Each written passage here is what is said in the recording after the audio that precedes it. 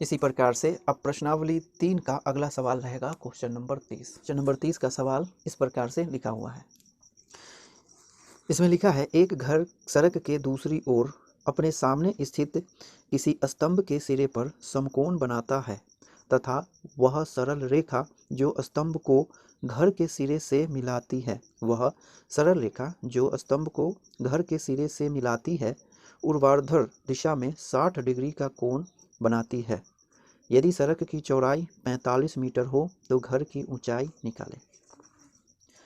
अर्थात इस प्रश्न में बताया जा रहा है कि एक सड़क है और सड़क के एक ओर एक घर है और दूसरी ओर कोई स्तंभ है, और ये जो घर है स्तंभ के सिरे पर समकोण बनाता है। इसे हम इस प्रकार से ड्रॉ कर सकते हैं। मान लेते हैं कि ये सड़क है, मान लेते हैं इस प्रकार से है सड़क, ठीक। अब इसकी जो चौड़ाई है वो है 45 मीटर, ठीक ना। इस प्रकार से 45 मीटर चौड़ी एक सड़क है, ठीक। और इसके एक सिरे पर एक घर है, ठीक। तो यहाँ से यहाँ तक सीधा एक घर है, ठीक ना। इस तरीके से एक घर है सड़क के एक किनारे पर, ठीक। इस घर को मान लेते हैं ये है ए और ये है बी, तो ए बी घर है। फिर दूसरे किनारे पर एक स्तंभ है, तो स्तंभ कुछ इस प्रकार से होगा, यहाँ पर मान लेते हैं इस प्रकार से, ठीक ना। इस प्रकार से एक स्तंभ है, ठीक। ये थोड़ा सा इधर हो गया है, ध्यान दें, ठीक। इस प्रकार से तो एक चौड़ी सड़क है जिसकी चौड़ाई है 45 मीटर, एक किनारे पर घर है ए बी और दूसरे किनारे पर एक स्तंभ है, इसे हम मान लेते हैं पी सी, इस तरीके से, ठीक। अब आगे बताया जा रहा है कि ये जो घर है, ये घर ए बी इस स्तंभ के सिरे पर समकोण बनाता है, ठीक। तो समकोण कैसे बनाता है, तो इसके जड़ को इसके सिरे से और इसके सिरे को इसके सिरे से मिला देते हैं, ठीक। तो ये जो कोण बन रहा है ना वो समकोण है, यानी 90 डिग्री है। हालांकि 90 डिग्री पता नहीं चल रहा है, फिर भी फील कीजिए कि यह 90 डिग्री है ना। तो ये जो ये मीनार कह रहा हूँ, ये जो घर है ये स्तंभ के सिरे पर क्या कर रहा है, समकोण बनाता है, ठीक। तो ये जो घर की ऊंचाई है, ये घर की ऊंचाई है वो हमें प्राप्त करनी है, ठीक ना। तो मान लेते हैं यहाँ से लेकर के यहाँ तक इसकी ऊंचाई है और इसे क्या मान लें, एच मान लेते हैं, ठीक। तो लिखेंगे माना घर की ऊंचाई बराबर एच, ठीक ना। इस प्रकार से माना घर की ऊंचाई कितनी है, एच है, ठीक। तो यहाँ पर हमें क्या प्राप्त करना है, एच प्राप्त करना है, एच फाइंड करना है। और एच फाइंड करने के लिए यहाँ पर त्रिकोणमितीय कॉन्सेप्ट लगाना पड़ेगा। और त्रिकोणमितीय कॉन्सेप्ट हम हमेशा त्रिकोणमिति के कॉन्सेप्ट जो है वो हमेशा समकोण त्रिभुज पर अप्लाई करते हैं। तो हमें वह समकोण त्रिभुज फाइंड करना होगा जिससे यह एच रिलेटेड है, और वह त्रिभुज है ए बी पी। लेकिन इस त्रिभुज में ए बी बी पी और ए पी ये तो मालूम है ही नहीं, तो फिर निकालेंगे कैसे, है ना। लेकिन यहाँ पर एक बात और कही जा रही है कि वह रेखा जो स्तंभ को घर के सिरे से मिलाती है, वह रेखा जो स्तंभ को घर के सिरे से मिलाती है, तो कौन सी रेखा है, यही रेखा है जो स्तंभ को घर के सिरे से मिलाती है, स्तंभ को घर के सिरे से मिलाने वाली ये रेखा। और इस रेखा के बारे में बताया जा रहा है कि यह रेखा ऊर्ध्वाधर दिशा में 60 डिग्री का कोण बनाती है, ठीक। तो इस रेखा द्वारा ऊर्ध्वाधर दिशा में 60 डिग्री का कोण बनाया जाता है। वह कोण इस प्रकार से होगा, एक क्षैतिज रेखा इस प्रकार से गुजरेगा, ठीक ना। और ये जो कोण होगा ये हो जाएगा 60 डिग्री का, ठीक ना।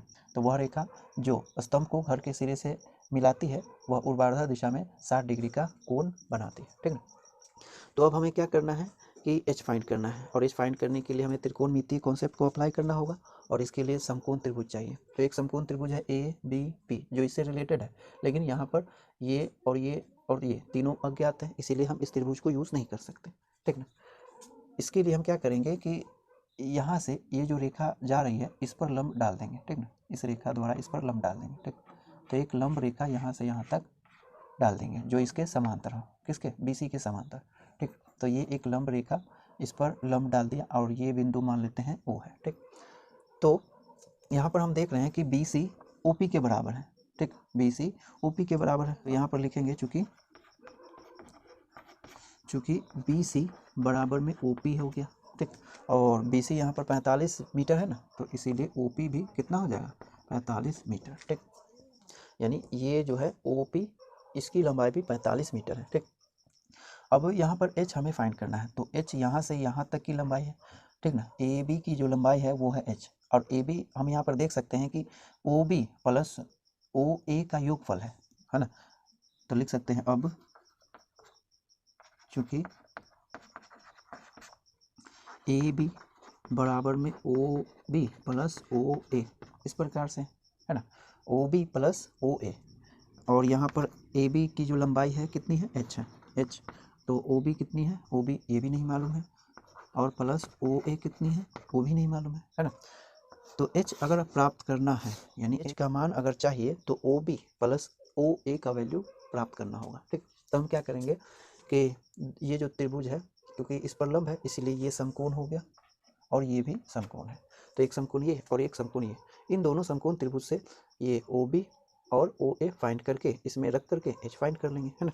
तो लिखेंगे इस प्रकार से, त्रिभुज त्रिभुज ए ओ पी में, त्रिभुज ए ओ पी में पहले ए ओ यानी ओ ए प्राप्त कर लेते हैं, ठीक ना।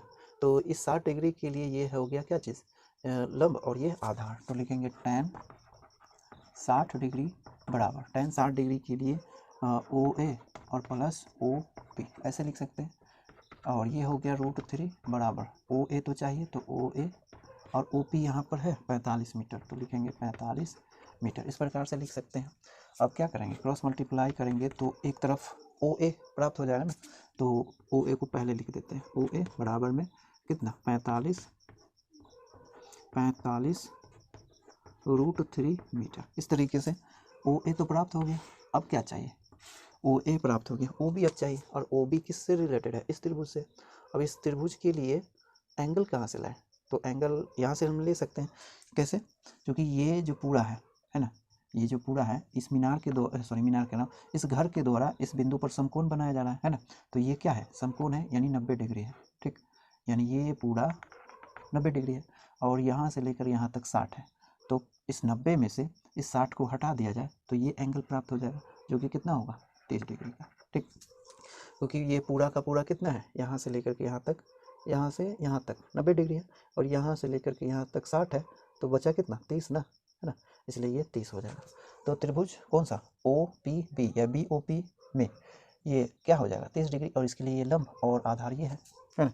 तो लिखेंगे अब त्रिभुज बी ओ पी में, त्रिभुज बी ओ पी में tan कितना, tan 30 डिग्री है ना, tan 30 डिग्री बराबर में ओ बी और बट्टे में ओ पी, इस तरीके से। और इसका वैल्यू हो जाएगा √3 और गुने ओ बी और बट्टे में ओ पी कितना है, 45, तो रख देंगे 45 मीटर, इस तरीके से। अब ओ बी बराबर करो तो इसे क्रॉस मल्टीप्लाई कर दो एक तरफ, है ना। तो एक तरफ क्या रह जाएगा, ओ बी बराबर में 45 मीटर बट्टे में √3। अब ये जो है 45 बटे √3, इसमें हर क्या है, √3 जो अपरिमेय है, परिमेयकरण करना पड़ेगा, ठीक ना। तो क्या करेंगे, या ओ बी बराबर 45 मीटर, है ना, और बट्टे में √3, और ऊपर तथा नीचे दोनों में √3 से गुना कर देंगे, है ना। तो यहाँ पर क्या प्राप्त होगा, ओ बी बराबर में 45 √3 मीटर और बट्टे में √3 गुने √3 यानी 3 हो गया, है ना, इस तरीके से। तो यहाँ पर इसे 3 मरतबे यानी 15 मरतबे काट सकते हैं, है ना। तो कितना हो जाएगा, ओ बी का वैल्यू, या ओ बी का वैल्यू हो जाएगा कितना, ओ बी बराबर हो जाएगा 15 √3, तो लिखेंगे 15 √3 मीटर। ठीक, ओ बी कितना प्राप्त हो जाएगा, 15 √3 मीटर। ठीक, तो ये जो है h बराबर ओ बी प्लस ओ ए, इसे समीकरण 1 मान लेना चाहिए था, इसीलिए नहीं माने, अब मान लेते हैं समीकरण 1, इसे पहले ही समीकरण 1 मान लेना चाहिए था, ठीक ना। तो अब क्या करेंगे कि इस समीकरण में ओ बी और ओ ए का वैल्यू रखेंगे। ठीक, तो लिखेंगे अब समीकरण 1 में ओ बी और ओ ए का मान रखने पर, तो समीकरण क्या है यहाँ पर लिख लेते हैं, वो है h बराबर ओ बी, है ना, ओ बी प्लस ओ ए। तो ओ बी कितना प्राप्त हुआ है, ओ बी ये रहा 15 √3 मीटर, और प्लस ओ ए कितना प्राप्त हुआ है, ये रहा 45 √3 मीटर, इस तरीके से। या 15 और 45 को जोड़ देंगे तो कितना होगा 60√3 मीटर, यानी 15√3 प्लस 45√3 कुल मिलाकर के 60√3 हो जाएगा, या h बराबर 60√3। अगर इसी प्रकार से आंसर है तो ऐसे भी लिख सकते हैं, या फिर यहाँ पर दशमलव वैल्यू रख करके, इसका वैल्यू अगर हमें दशमलव में चाहिए तो इसके लिए क्या करेंगे, h बराबर 60 गुने 1.732 मीटर रख सकते हैं, और इसे सॉल्व किया जाए तो कितना होगा, h गुने पहले 6 गुने 10 लिख लेते हैं 1.732 मीटर, या h बराबर 6 से पहले गुना करेंगे तो कितना हो जाएगा, 6 दूना 12, 6 तिया 18 और 1 19, बच गया 1, 7 छक 42 और 1 43, 43 का 3, फिर 7 इकाई 6 इकाई 6 और 4 10, तो हो जाएगा 10। 3 अंक से पहले है दशमलव तो लिखेंगे 3 अंक से पहले दशमलव, और गुना में 10 है ना तो लिख देंगे गुने में 10, ठीक। लेकिन गुना में जब 10 रहता है ना, तो दशमलव 1 अंक राइट साइड में चला जाता है, ठीक। तो एक पहले 3 पे था, अब 2 पे हो जाएगा, ठीक। तो इसीलिए अतः h बराबर 103.92 मीटर हो जाएगा, ठीक। अगर दशमलव में चाहिए तो h का वैल्यू हो गया 103.92 मीटर, और अगर इसी प्रकार से है तो इसका आंसर कितना हो जाएगा, 60√3 मीटर, ठीक। तो या तो ये होगा आंसर या फिर ये हो सकता है, यहाँ पर भी इसका आंसर छोड़ सकते हैं, या फिर दशमलव में चाहिए तो आप ऐसे लिख सकते हैं, ठीक। तो यहाँ पर घर की ऊंचाई कितनी होगी, घर की ऊंचाई हो जाएगी, या तो आप 60√3 मीटर कह लें या फिर 103.92 मीटर कह लें, ठीक। तो आप इतना नोट करें।